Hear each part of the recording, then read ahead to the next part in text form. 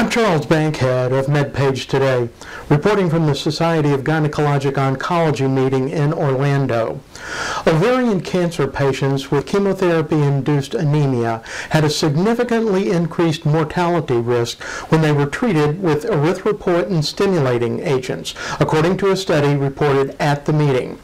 Dr. Rodney Riccone of the University of South Alabama in Mobile discussed the findings and their potential implications. What do you think this study showed about use of ESAs that we didn't already know? What new information do you think it provided?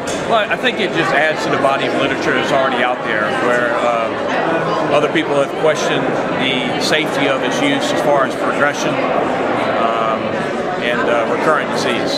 So I think this just adds to that body of literature.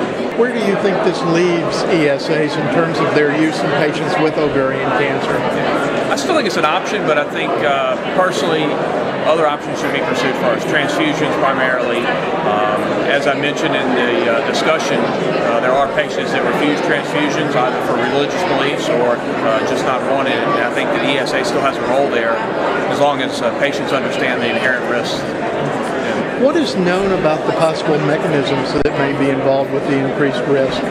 Yeah, there have been some in vitro and in vivo studies, also immunohistochemical studies looking at patients and their receptors on cancer cells. And there's actually an EPO receptor there that I think is the mechanism that causes progression and growth of cancer with these agents.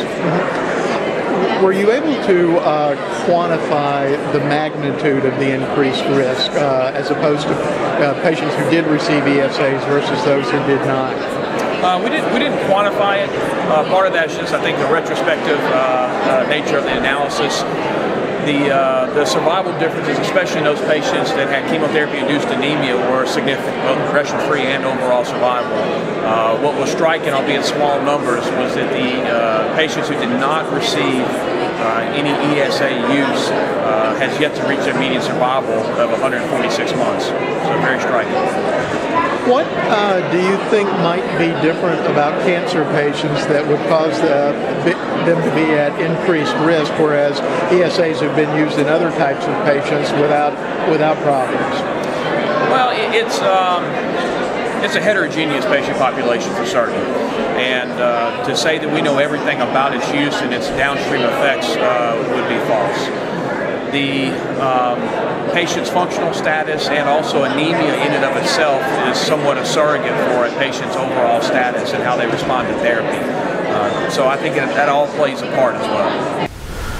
From the Society of Gynecologic Oncology meeting in Orlando, I'm Charles Bankhead, MedPage Today.